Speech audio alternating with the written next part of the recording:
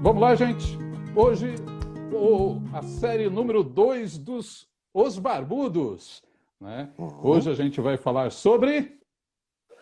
Sentença parcial de mérito. Opa! E para abordar esse tema, eu estou aqui com um grande mestre stricto sensu em Direito do Estado pelo Mackenzie, mestre e doutor em Direito das Relações Sociais pela PUC, juiz titular do trabalho, juiz substituto na 7ª turma do TRT de São Paulo, juiz auxiliar da vice-presidência judicial do TRT da 2ª Região, e o chefe está aí assistindo, né?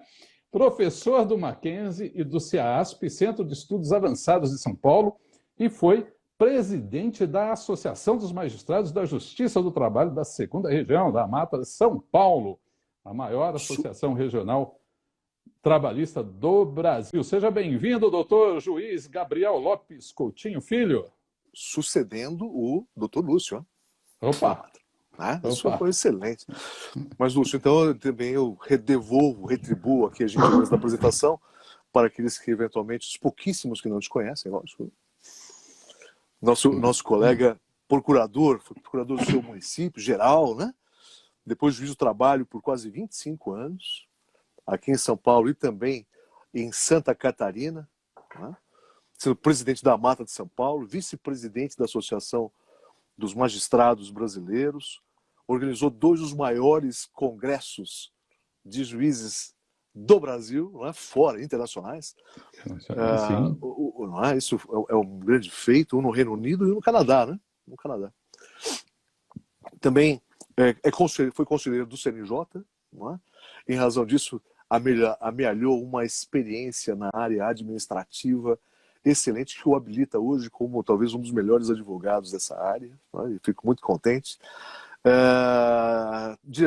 Vice-diretor da Escola Judicial do TRT de Santa Catarina, mestre pela Universidade de Lisboa, pós-graduado em arbitragem internacional por Aberdeen e também agora com PhD, aliás, um PhD, né? Pela Universidade de Strathclyde. E ainda publica livros em cursos, né? Publica livros, vários artigos, sempre muito bons, muito, muito profundos. É sempre uma alegria ouvir você como doutrinador. Opa, eu que diga, você que tem toda a habilidade de professor nato. E doutor Gabriel, já que nós vamos falar de tutela parcial, tal qual o nosso primeiro episódio, temos algumas figuras jurídicas que orbitam ali do lado e que pode confundir muitos advogados no exercício dessa atividade e também alguns magistrados, né? Por que não? Alguns juízes também podem se deixar confundir por essas figuras, né? Que acabam rodeando em volta desses temas de tutela, né? O que é tutela? Tutela é a busca de uma atuação estatal que diga a quem será aplicado o direito, como deverá ser aplicado o direito naquela determinada circunstância. Ou seja, normalmente, as pessoas, seja jurídicas ou físicas, entram em conflito, e nesse conflito, quando não há a autocomposição entre elas, há necessidade de uma tutela, que às vezes pode ser tutela fora do Estado, no caso da arbitragem ou da mediação, ou o mais habitual é que ela ocorra dentro do próprio campo da jurisdicional, ou seja, se acione o Estado através do Poder Judiciário para que diga, naquela hipótese, a quem será devido o direito, como o direito será aplicado, quem tem razão naquela disputa. E aí, uma vez determinado isso, o Estado concede uma tutela, ele tutela aquele direito, ele ampara o direito da parte, ele protege aquele direito. Então, ele concede a tutela jurisdicional. Não é? Então, normalmente, quando a gente pensa no processo, a gente pensa num pedido. O cara bateu no meu carro, eu quero que ele arrume meu carro. O cara não me pagou o cheque, eu quero que ele me pague o cheque. O cara não pagou o aluguel, eu quero despejo. O cara não me pagou as horas extras, eu quero as horas extras. Então, normalmente, quando a gente pensa em tutela antecipada, a gente pensa ou em tutela jurisdicional, ou seja, quando você pede que o juiz, o Estado, através do juiz, lhe diga o direito, normalmente a gente tem na cabeça apenas um pedido. Né? Eu tenho um problema, eu vou lá e peço o juiz me resolve aquele problema. E aí, quando ele dá essa tutela. E, normalmente, uma tutela é concedida após a tramitação de um processo judicial. E o processo judicial garantindo-se o contraditório, a ampla defesa, a produção de provas, porque esses são os elementos no Estado democrático de direito em que, através das partes apresentando seus argumentos, suas razões, suas provas, ao final o juiz decide o caso. E aí ele profere a decisão judicial e concede a tutela jurisdicional àquele que tem direito, ou aquele a quem o direito abriga a pretensão ali no litígio. Bom, essa é a tramitação normal de um processo. Entra com a ação, vem a defesa, produção de provas e, no final, o juiz decide e concede a tutela jurisdicional. Em algumas hipóteses, no entanto, é possível ao juiz antecipar essa tutela, sem ter que esperar o final do processo. Chegar lá no fim, produção de prova, defesa, tudo aquilo para chegar lá no fim e o juiz conceder a tutela. Algumas situações especiais permitem que o juiz antecipe essa tutela. Então, aí nós falamos da antecipação de tutelas, que pode ser de dois tipos. Uma tutela de evidência e uma tutela de urgência. A tutela de evidência é quando o direito, de cara você olha aquilo e já vê que o sujeito tem direito completo, ou seja, ele junta lá na inicial que a empresa não lhe pagou as verbas e deu um cheque sem fundo, junta lá o cheque sem fundo. Olhando aquilo, de cara já pode, realmente, aparentemente, está tudo certo, não tem nenhuma controvérsia, e aí o juiz pode determinar uma antecipação de tutela nessas hipóteses. Aí, nesse caso, seria de evidência, ou seja, você tem um documento, isso está lá no 311 do Código de Processo Civil, você tem um documento que demonstra que você tem um direito sólido e a outra parte não levanta nenhuma dúvida razoável a esse direito. Ou seja, a defesa vem, ou confirma que deve, ou titubeia ali, não traz nenhuma dúvida razoável. Nessa hipótese, não precisaria o juiz esperar até o final, produção de prova, testemunha, para conceder o direito. Então, nessa hipótese, ele antecipa a tutela por evidência, ou seja, parece que é evidente o direito. Bom, aí o juiz pode também antecipar a tutela nos casos de urgência. Quando?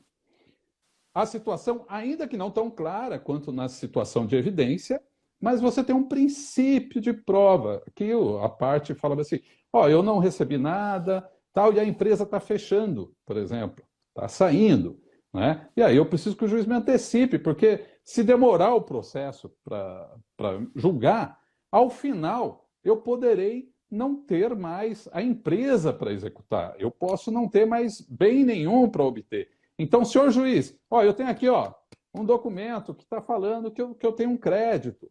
Então, mas eu preciso que antecipe essa tutela, porque senão depois não vai me resolver nada.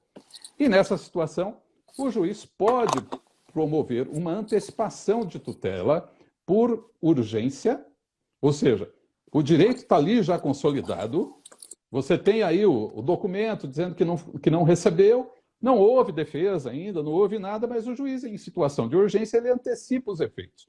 Ele dá uma tutela que é provisória e depois tramita-se o processo e lá no fim vai ver se essa tutela será mantida ou não. Isso por conta da urgência. E há uma situação também de tutela cautelar, ou seja, você não pede ao juiz o benefício final daquilo, ou seja, eu não peço pagamento.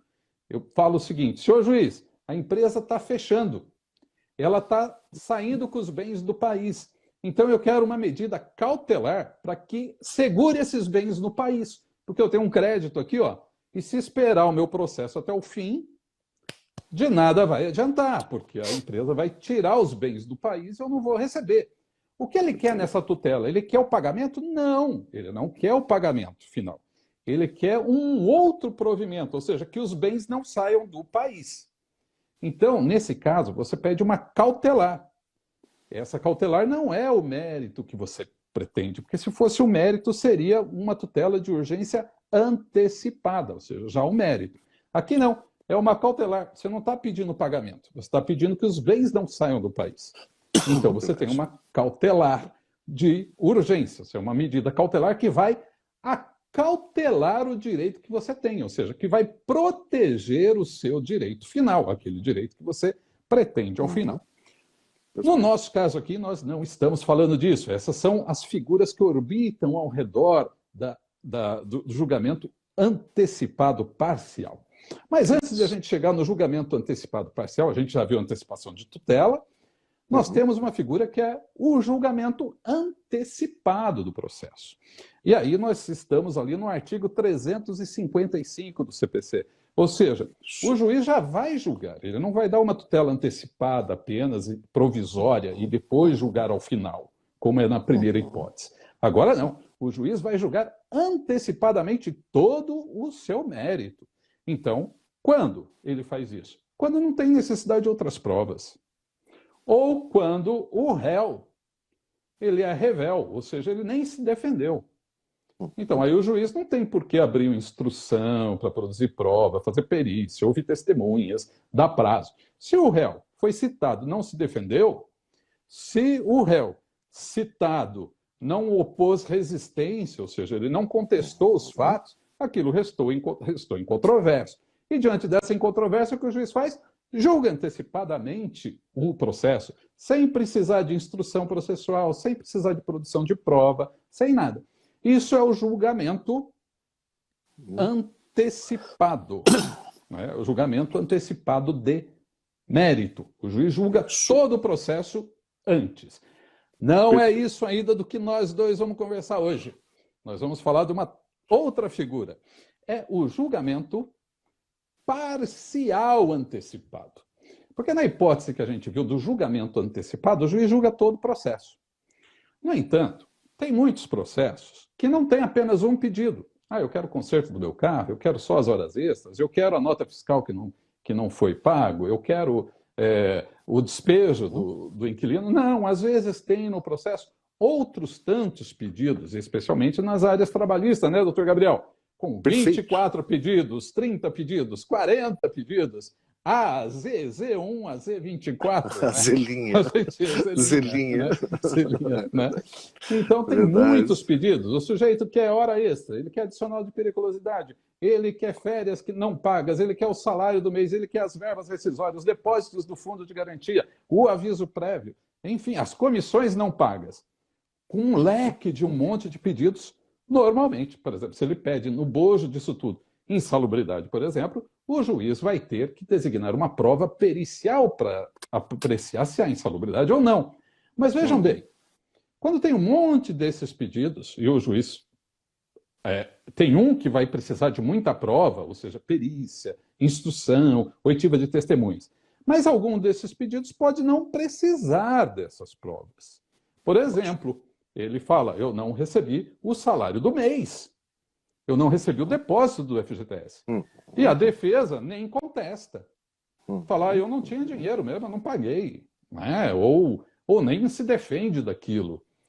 Nessas hipóteses, não teria muito sentido o juiz esperar até o final do processo para fazer perícia de insalubridade, ouvir testemunhas para os outros pedidos e deixar o cidadão esperando o FGTS, o salário do mês, que já é incontroverso.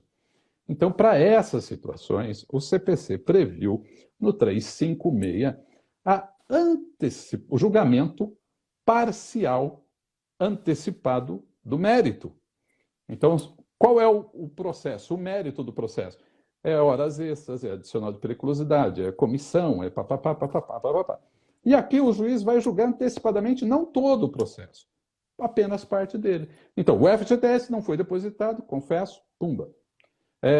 O salário do mês não foi, não foi confessado, não há controvérsia, pumba, o juiz já julga isso, ele dá uma sentença, né, de acordo com o 356, já julga esses dois pedidos de pronto, enquanto o processo segue para apreciar os demais pedidos que precisam de instrução, como precisa de ouvir testemunhas, precisa de coletar outros documentos, precisa de perícia, enfim, até lá, essa parte que não precisa desse tipo de prova, o juiz já pode julgar direto. Então, esse chama o julgamento antecipado parcial de mérito, nos termos do 356 do CPC. E aí, doutor Gabriel, é aplicável nos processos do trabalho esse sistema? Mas essa é a pergunta que vale $500 milhão, né? O outro $500 milhão é outra pergunta. Não, mas você tem absoluta razão. Primeiro, essa sinopse que você fez até agora, ela leva ao entendimento de que o processo, né, é uma ciência que está sempre em avanço, ela vai permitindo cada vez mais uma melhor contribuição para a prestação jurisdicional. E você pegou um caso muito interessante. Quer dizer, para que eu tenho que esperar o processo terminar para poder satisfazer, não é, aquele pedido que foi feito pelo autor? É lógico, a gente tem que lembrar uma pequena diferença. Quando a gente fala do processo civil, e essa figura ela vem do processo civil, lá os processos, de modo geral, são feitos à base de um pedido ou dois, e mesmo assim correlatos. Por outro lado, a realidade trabalhista ela é feita de múltiplos pedidos que nem sempre são correlatos, nem sempre tem ali uma relação entre eles. Portanto, muitas das situações em que já eram resolvidas, não é, pela tutela antecipada, como você comentou, mais modernamente, pela tutela de evidência em especial, nós tínhamos um problema sério. O juiz reconhecia o direito, mas tinha que parar na execução provisória. Ao passo que agora, com essa figura, que ainda é do CPC de 2015, mas ela está sendo melhor ventilada, está sendo melhor estudada, está sendo mais difundida nesse momento, os advogados estão percebendo que, em determinadas circunstâncias, podem conseguir uma sentença de mérito que não é do seu total, mas é só aquela etapa, daquele capítulo do pedido inicial, que lhe favorece no sentido de já satisfazê-lo. Mas isso não é só, né? Temos aí diversos desdobramentos desse mecanismo, né? Que eu tenho certeza que você vai fazer perguntas. Mas é um avanço excelente, uma coisa importante. É necessário, não é, que os colegas juízes também entendam bem o seu manejo, sem dúvida nenhuma, né? Eles assim já o fazem, provavelmente não tão com a necessidade, aliás, não com a constância necessária, porque como não há provocação, não é? Muitos acabam perdendo essa possibilidade de ter uma satisfação mais rápida. Mas eu tenho certeza que com trabalhos como esse, que você está fazendo aqui, né, e me dando a honra de participar, essa difusão de conhecimento, com certeza, vai beneficiar uma parcela bem grande dos nossos colegas. Um abraço. Mas vamos lá, você não me respondeu. É aplicável nas lides trabalhistas? Opa! Olha, eu acho que o pessoal lá, quando estava fazendo o CPC de 2015, né, o atual CPC, pensou muito na trabalhista, falou assim, vamos fazer um artigo bonitinho para o pessoal trabalhista usar, não é? Porque, como eu comentei, as ações trabalhistas, de modo geral, elas são feitas por múltiplos pedidos, não é? Nem sempre eles são coordenados entre si, são diferentes, não guardam relação, e ele é perfeitamente aplicável à nossa realidade trabalhista. Tanto é assim que o próprio TST acabou por normatizar a forma com que as sentenças parciais também são admitidas no PJE. Porque olha que interessante, Lúcio, até eu me sinto muito honrado por ter sido provocado por um bom advogado, né, na época lá em Cotia ainda, um bom advogado estudioso. Ele, vou requerer um pedido aqui, uma tutela, não é, parcial de mérito. Eu até levei um susto, falei, puxa vida, que bacana, né? E fiz, e dei ali na própria sentença, na própria audiência, uma tutela parcial de mérito. Qual não foi a minha surpresa, Luiz? Não é? Ao final do dia, a minha diretora veio e falou assim: doutor, olha, eu até acho que deve existir isso aqui, mas eu não tenho como colocar no PJI. Não Sim, tenho é verdade. como colocar no PJI. Quando nós tínhamos o papel, processo físico, né, ele dava muito mais maleabilidade para você poder resolver questões processuais. Com o PJI não tem jeito, é um formato, né, é uma plataforma fechada. Uhum. Foi alterado há pouco tempo, né, essa possibilidade, então agora nós já temos condição de fazer sentenças parciais e de serem, né, admitidas pelo PJI, levando e seguindo aí um caminho próprio, né, sem nenhum problema. E eu quero aproveitar aqui e prestar um tributo, né, ao doutor Reinaldo Branco de Moraes, o juiz do trabalho de Indaial, que é um super expert em processo civil, Gabriel. Nós estamos correndo risco aqui em falar no tema dele, na presença dele, que ele está nos vendo aqui com muita alegria. Mas ele foi o carinha que, desde o início do CPC, já começou a levantar a bola desse julgamento parcial antecipado e dos problemas com o PJI.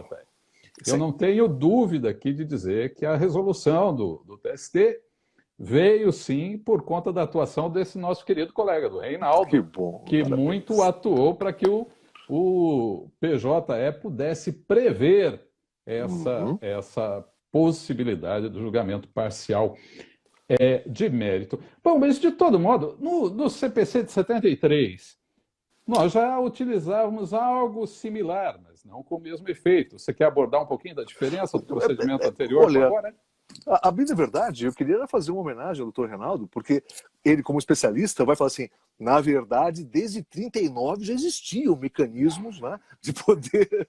Mas o doutor Reinaldo, muito generoso, né, pela sua apresentação, vai compreender que talvez o nosso público queira uma coisa mais prática, né? A questão histórica é fundamental, sem dúvida nenhuma. Eu sempre gosto muito, porque ela nos ensina para o futuro. Mas, nesse momento, só relembrar, desde 39 já existia o mecanismo de antecipação de tutela. Em 73, com a grande revolução, né, do próprio CPC como um todo, admitindo diversas novas correntes doutrinárias. Depois, com a reforma de 2004... 93 antes, né? 93, 94. Né?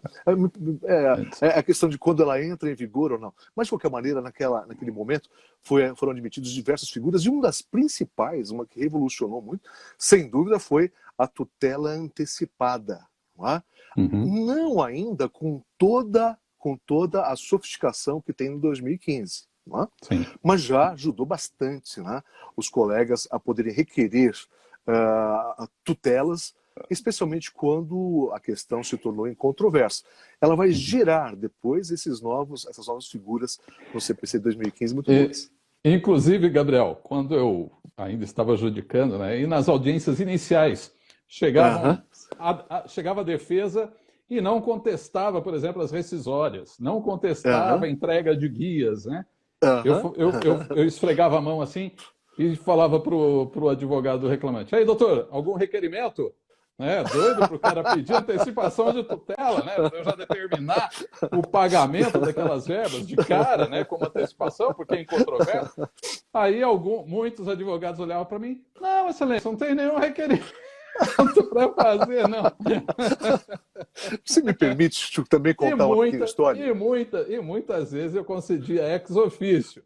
Eu falei: não tem, então tá, ex officio determina aqui a antecipação da tutela para determinar o pagamento das verbas rescisórias incontroversas num prazo de 40 anos. Só que a gente tinha que estabelecer um procedimentinho à parte, né? Porque era uma antecipação só de tutela, então a gente montava uma execuçãozinha à parte e tocava isso, mas sem os efeitos, por certo, da reforma de 2015. Mas conta a sua história aí, o povo quer saber. Não, mas a minha história é pequena perto da sua. Mas você parava lá na execução, né? Aliás, na execução você parava em que momento? Quando havia a penhora? Quando era incontroverso, eu não parava, não. Mas você sabe que eu também não parava.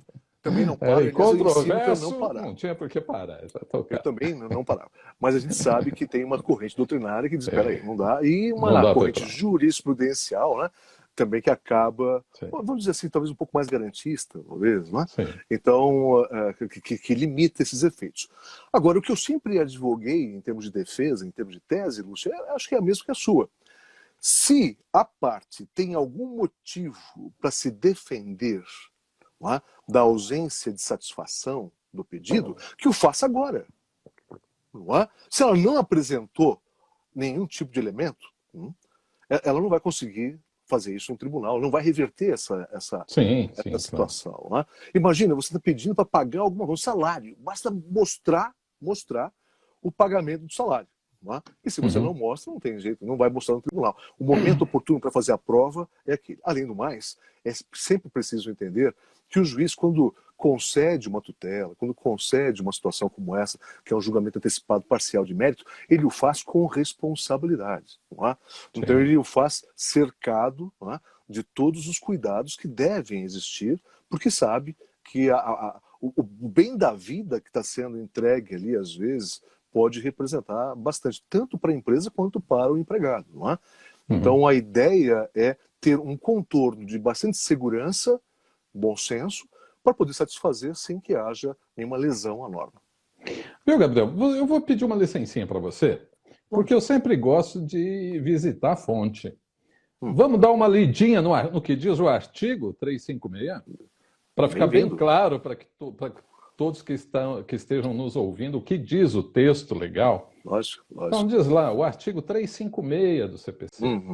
O juiz decidirá parcialmente o mérito quando um ou mais dos pedidos formulados ou parcela deles mostrar-se incontroverso, inciso 1, ou seja, não há controvérsia, não há disputa, não há conflito quanto àquele pedido, aquele fato. Não significa que seja procedente. Significa que seja incontroverso o fato. Às vezes o fato incontroverso o juiz julga improcedente o pedido. Isso é bom estabelecer essa diferença. E muitas vezes eu já julguei processos de revelia improcedentes. Porque, embora a parte nem tenha apresentado defesa, nem tenha vindo nos autos, os fatos se tornaram incontroversos, mas não garantiam o direito que a parte imaginava ter. E aí a gente julgava improcedente, ou seja, negava o pedido da parte, mesmo sendo incontroverso. Então, o juiz pode antecipar o mérito e julgar improcedente. Não é tão comum quando se torna incontroverso. Não é? Mas, enfim, pode acontecer. E outra situação é quando estiver em condições de imediato julgamento, nos termos do artigo 355. O 355, que é o artigo anterior a esse que estamos lendo, ele fala que o juiz julgará antecipadamente o pedido, proferindo sentença com resolução de mérito quando não houver necessidade de produção de outras provas. Ou seja, quando estiver em controvérsia. Né? Aqui eu acho que o CPC ele peca um pouquinho na precisão terminológica. Né? E no inciso 2, o réu for revel e ocorrer o efeito previsto no 344, ou seja, confesso. Porque algumas vezes o réu é revel, mas não é confesso. Tem essa diferença também. Né? Sem dúvida, na maior parte das vezes, o revel, ou seja, aquele que não aparece no processo, é considerado confesso. Algumas vezes não, mesmo ele sendo revel, não há a confissão. Um efeito claro é da ação rescisória. Né? Mesmo o réu sendo revel, você não julga favoravelmente a rescisória, porque ela está cobertada por um manto da coisa julgada e que é ser maior proteção legal. Enfim, esse é um dos tantos exemplos nesse sentido. Bom, e aí fala o parágrafo 1º, a decisão que julgar parcialmente o mérito poderá reconhecer a existência da obrigação líquida ou ilíquida, ou seja, pode ser necessário que se proceda uma liquidação dessa decisão e às vezes não, o juiz já dá o valor final. a parte poderá liquidar ou executar desde logo a obrigação reconhecida na decisão que julgar parcialmente o mérito, independente de caução, ainda que haja recurso contra essa interposto. Porque, na verdade, é uma decisão final, é um julgamento final de mérito, não é? E sendo final de mérito, e com o argumento de ser incontroverso, não é? Dá mais força a essa decisão. Então, o CPC prevê já a sua execução, liquidação e execução desde logo. Né? E após o trânsito em julgado, a execução será definitiva. A liquidação e o cumprimento da decisão que julgar parcialmente poderão ser processados em autos suplementares, se for o caso. E a decisão, e aqui a diferença com o nosso CPC e do processo de trabalho. O parágrafo 5º do 356 diz: a decisão proferida com base nesse artigo é impugnável por agravo de instrumento. E aí eu vou dar só a base daqui, e você fala da esfera trabalhista. É que no CPC, o artigo 203, ele diz bem assim, é sentença a decisão que julga totalmente a fase de conhecimento. Isso é sentença, que julga totalmente a fase de conhecimento. Olha, se você julgar parcialmente um mérito, você não está julgando o total do processo, tanto que é parcial. Se é parcial, é parte dos pedidos. Então você não está julgando tudo. Se você não está julgando tudo, pelo CPC de 2015, isso não é sentença. É uma decisão, sim, mas não é considerada sentença. E sendo uma decisão que não é sentença, ou seja, que não põe fim a todo o processo da fase de conhecimento, não é? Porque na fase de execução também tem outra sentença. Na fase de execução, põe fim à fase de execução. Aqui é a fase de conhecimento. Então essa decisão não põe fim à fase de conhecimento, ela não é considerada sentença, ela é considerada uma decisão interlocutória. E sendo uma decisão interlocutória, você pode agravar, você pode recorrer dessa decisão. E o recurso principal dessa decisão é o agravo de instrumento. E na Justiça do Trabalho, o doutor Gabriel Lopes Coutinho. Então, como nós não temos essa figura, né, o agravo de instrumento na área trabalhista tem uma outra finalidade, que não é a de recorrer das decisões interlocutórias, tal como o civil. Né? E o mais interessante é que o civil dispõe de outros caminhos para poder satisfazer, né, mesmo a decisão interlocutória em grau de recurso. Agora, na trabalhista, nós temos uma instrução do TST que colocou fim a essa questão e disse que essa declaração, essa decisão que julga parcialmente o mérito, tem natureza de sentença e ela é atacável por recurso. Particularmente, eu acho que isso é um ganho excepcional para que recurso? Recurso ordinário. Recurso ordinário. Perdão. Recurso eu imagino que sim, né? Mas precisamos saber qual. Sem dúvida. Mas é um recurso ordinário, ou seja, estabelece que a sentença é uma sentença efetivamente de mérito e ela já admite a execução provisória, isso que é importante, não é? E se ela for bem concedida, com todos os elementos que caracterizam a sua boa locução, com certeza ela não será reformada pelo tribunal. Talvez esteja aí, Lúcio, uma das principais vantagens, não é, dessa sentença parcial.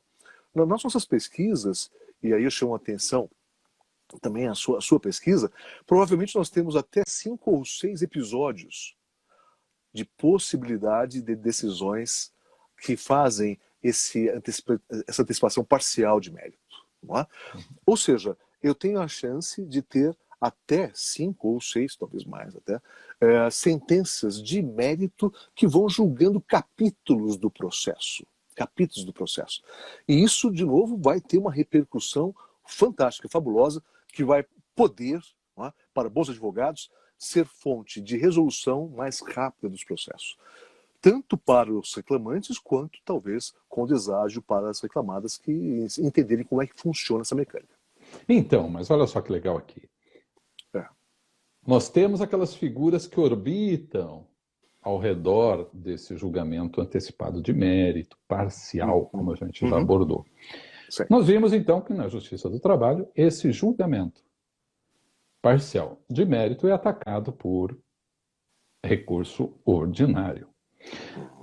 Agora, nas antecipações de tutela, antecipação de tutela, não julgamento parcial antecipado de mérito, na antecipação de tutela, ou seja, o juiz ainda não deu a sentença, ele antecipou a decisão, mas o processo em tese ainda continuará para que ele, ao final, profira a sentença, confirmando ou não aquela tutela que ele antecipadamente concedeu.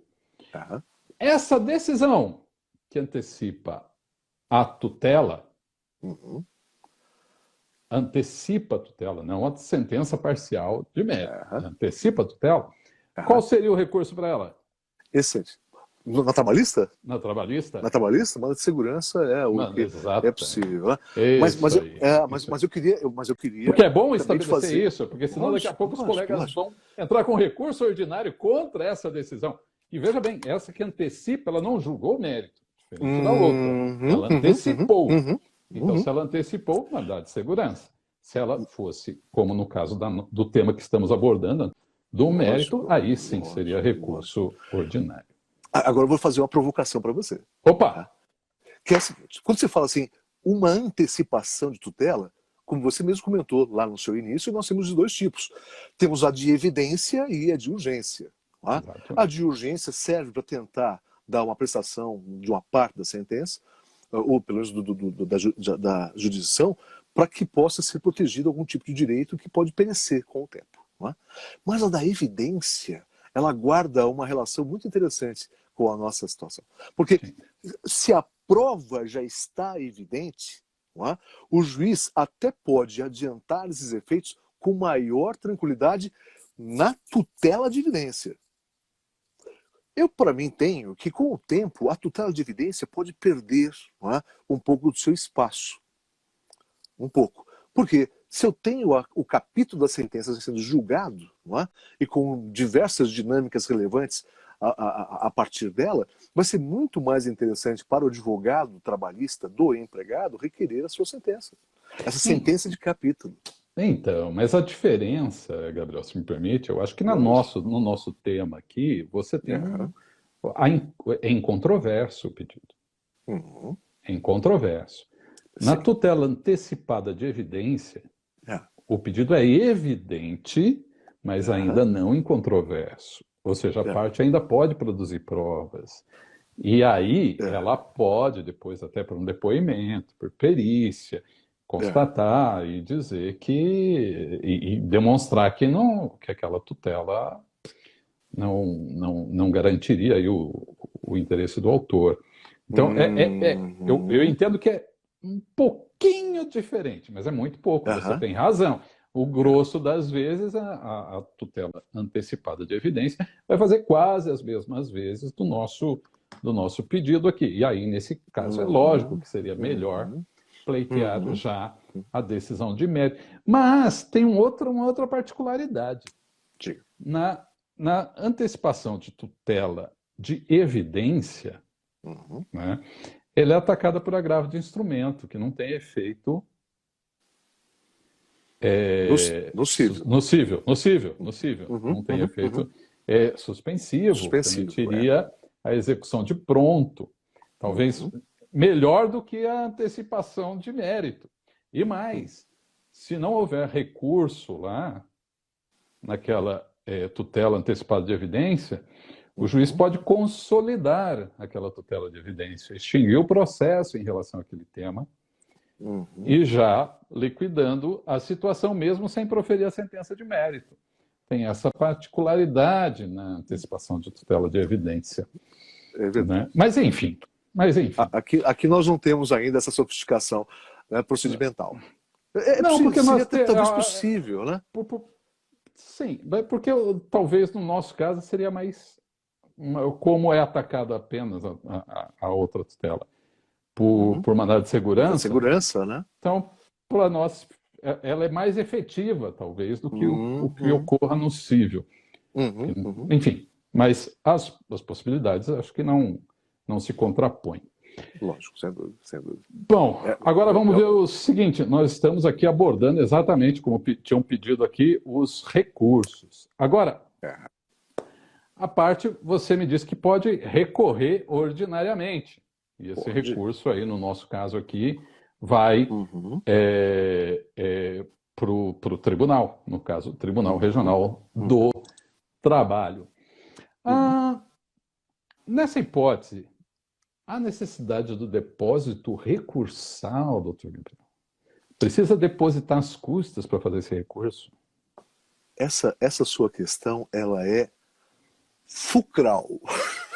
Fulcral. Ela é nuclear da questão do interesse para nós, né? Como eu comentei aqui, as pesquisas mostram que você pode ter até 5 ou 6 episódios. Olha aqui, só um parênteses aqui. Só um parênteses, você está bem na fita, hein? Você está bem na fita. O doutor Reinaldo aqui, ó, fala, julgamento antecipado parcial de mérito é do interesse das partes. Entrega o quanto antes da tutela estatal. Muito bem lembrado pelo doutor Gabriel. Ó, você está com toda a moral com o nosso amigo aqui, hein? Poxa vida, aceite o meu abraço muito querido, doutor Reinaldo. Um abraço para o Erval também, a Letícia, o Alan, a Noa, a Bela. Pô, bastante gente aí. Vamos lá. Desculpe de interromper. Não, que é isso. Mas depósito recursal. Estamos falando do depósito recursal. A nossa questão é, olha que interessante, a instrução normativa, né, o ato conjunto, aliás, JT, número 3, ele vai dizer que a cada sentença do capítulo, não é, que é proferida pelo juiz nessa técnica do fracionamento da sentença, a cada recurso, não é, você, o recorrente, tem que respeitar todas as questões ligadas ao recurso ordinário, que inclui custas e também depósito recursal. Então aí entra uma fina mecânica, não é, de interesse, de avaliação dos custos. Você, não é, recorrente, empresa recorrente, réu recorrente, terá que fazer depósito recursal nos termos hoje das normas que judicam essa questão. Portanto, 10 mil e poucos reais, né? Quase 11 mil reais, cada depósito recursal. Qualquer pedido, Lúcio, qualquer pedido que seja menor do que esse valor, não é? A empresa, para recorrer, terá que depositá-lo. Significa, portanto, que uma empresa, sabendo que vai ter que depositar um valor que é incontroverso, desde que não tenha mais nenhuma dúvida com relação a isso, e eu nem vou fazer aqui, Lúcio, tá, uma verificação filosófica do que significa incontroverso, porque você vai encontrar aí alguns doutrinadores querendo dizer o que é incontroverso. Hoje em dia tudo é controverso, né? A internet levou a incontrovérsia para as galáxias, né? Tudo é controverso. Realmente, né? Do ponto de vista legal, do ponto de vista jurídico, o que é incontroverso é aquilo que não há dúvida, como você comentou. Então, para essa situação, a cada vez que você tiver um recurso, terá que depositar lá os quase 11 mil reais. Se você, usando uma boa técnica, todos os episódios, se você, usando uma boa técnica, né, puder multiplicar esses episódios, a cada recurso, a reclamada terá que depositar pelo menos o limite aí, né, da condenação, se for menor que 11 mil reais, ou então os 11 mil reais, que é o limite do depósito recursal. Isso significa que para as empresas, processos menores podem ficar caros, se não houver uma boa base de defesa, que faça uma contraposição a fatos. Se os documentos que a empresa tem ou não tem tornam os temas incontroversos, na mão de um bom advogado, essa ação começa a sair mais caro. Empresas menores terão ainda mais dificuldades ainda, não é? Então essa situação pode elevar. A gente sabe que às vezes, mesmo para uma empresa grande, os depósitos recursais, como são ativos que ficam imobilizados, não é? Eles podem acabar reforçando ou representando um valor bastante significativo, não é? Então é preciso que as empresas também tenham essa dimensão, e os advogados de empresa também possam levar essa mensagem, que Se pegar do outro lado um advogado que hoje assistiu o Dr. Lúcio, é capaz que lhe dê problema. Porque o Euclides aqui, por exemplo, ele faz justamente a questão que é fulcral aqui, como você bem levanta. O depósito recursal, ele tem um limite para ser depositado nos processos. Isso. Quando você faz um recurso, você tem que depositar o valor da condenação que o juiz arbitrou na sentença, como uma garantia de uma execução futura para que você possa recorrer. Só que esse depósito recursal, nos termos da lei, ele tem um limite, não é o total da condenação. Se o juiz, por exemplo, emite uma sentença condenando em 10 milhões, você não vai ter que depositar os 10 milhões para recorrer. Você vai depositar um limite, que é 11 mil e poucos reais. Segundo o doutor Gabriel, eu não lembro desse número mais, mas é 11 mil. Quase 11, quase 11, enfim, perto de 11, o limite para se recorrer. Ok? Mas imaginemos que o juiz, nesse processo, ele profira 3 sentenças parciais. Uma de 50 mil, outra de 30 mil, outra de 40 mil, ou 3 de 50 mil, para ficar mais fácil aqui. 3 sentenças parciais de 50 mil reais. Ora, na primeira, que a parte for recorrer, ela vai ter que depositar os perto dos 11 mil para o depósito recursal. Isso. Certo? Perfeito. Nas próximas, ela também vai ter que fazer esse mesmo depósito, porque não tem um limite, e esse limite estará extrapolado? Como assim? Não.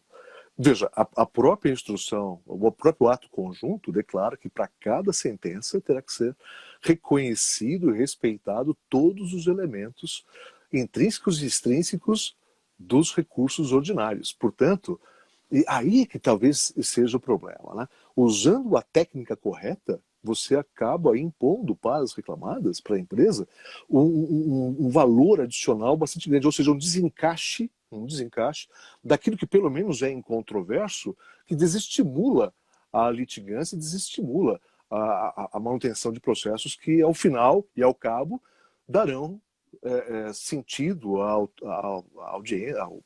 autor, né, darão direito ao autor postulado.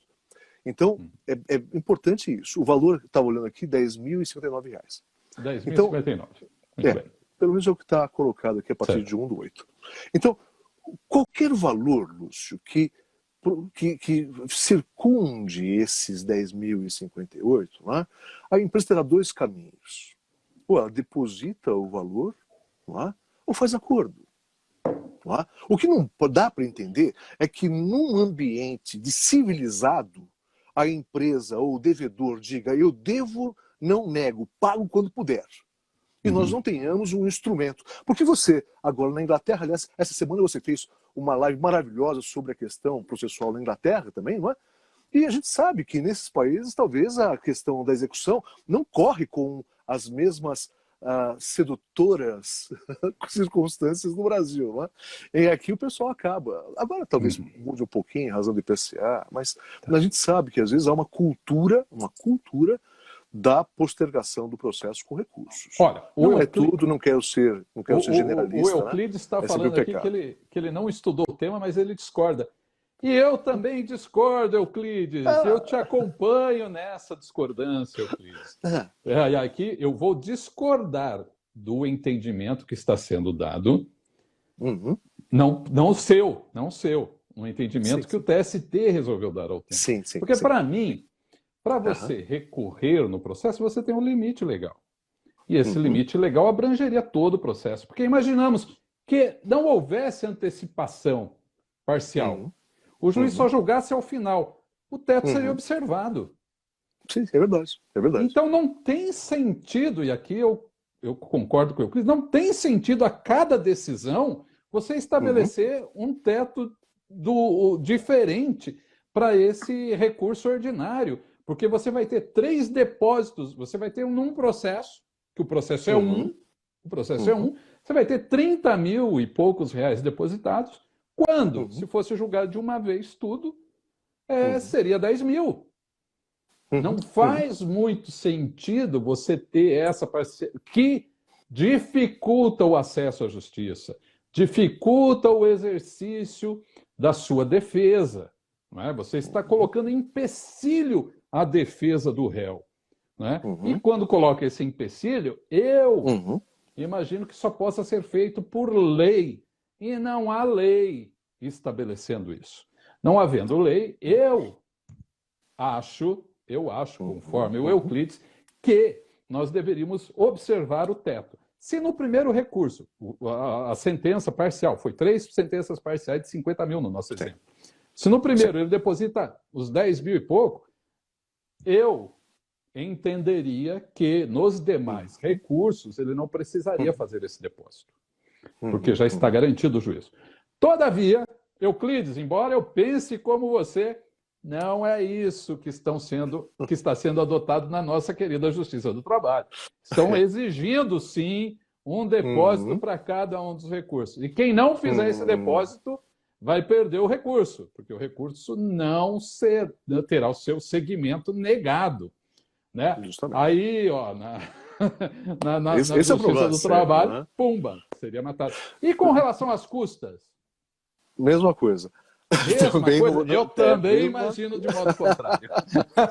mas olha, mas veja só, eu vou fazer um pouquinho o papel, né, temos 2 minutos aqui. Do advogado contrário. Né? Eu poderia dizer assim, um processo com múltiplos pedidos não passa de vários processos unidos em um só. Outra coisa, essa decisão ela não é feita para todos os tipos de pedido. Mas isso a gente não pode perder de foco, são os pedidos incontroversos. Um índice, talvez, de injustiça muito grande que ocorra na nossa área, se a gente viver isso todos os dias, não é? É a empresa dizer que deve e não vai pagar. Nós vimos agora, na pandemia, né, com todo respeito, eu entendo a dificuldade das empresas, não há dúvida nenhuma, né, mas a regra do jogo, e eu não vou aqui fazer nenhuma lei, e a gente, aliás, não vai ser aqui um ativista judicial nesse termo da palavra, já tem muito espaço para a gente fazer isso no dia a dia, mas o que eu quero dizer é, como é que o juiz vai dizer, você deve, não nega, não é? Não tem nenhum argumento para se defender, e isso só vai ser pago ao final e ao cabo de um processo que pode levar anos. Agora, se tiver um pedido de perícia, por exemplo, não é? Olha o reclamante, o autor, quanto tempo vai ficar, não é? Sem receber um valor que a reclamada já disse que deve. Não, mas aí o depósito recursal daquela primeira parte ele já vai poder sacar, caso o recurso seja, né, não seja provido. Eu sei. Eu entendo, mas o TST não pensa assim, não. Não pensa, eu estou falando isso. Façam o depósito recursal quem for recorrer, porque senão vai entrar pelo cano, né? Mas é um tema que eu imagino que possa ser levado depois ao Supremo Tribunal Federal para efeito de princípio constitucional, de exercício da ampla defesa, o acesso ao judiciário, etc. Sem dúvida. Estamos chegando ao final, doutor Gabriel. E, ó, o Reinaldo tá adorando a nossa conversa, mas porque ele é muito bacana. Mas tem uma pessoinha aqui, ó, que falou uma coisinha bem bacana aqui, ó. Adoro ver esses dois falando. Quanto brilhantismo. Uma tal de Fê Petit. Conhece? Eu já ouvi falar nessa menina. Já ouviu falar dessa menina? Um beijo. É a garotinha do nosso querido Gabriel aqui. Ó. Um beijo. Meu amigo, doido aqui esperando o episódio 3 de Os Barbudos. Já vou me despedindo porque a gente vai cair aqui. Gostaria de deixar um beijo enorme para todo mundo. Obrigado pela atenção. Inscrevam aí a gente nos seus canais. Sigam Gabriel e Lúcio. Lúcio, deixa eu te contar uma coisa. Vou aproveitar aqui um pouquinho. É contigo para encerrar. A nossa conversa não é uma conversa somente entre amigos, né?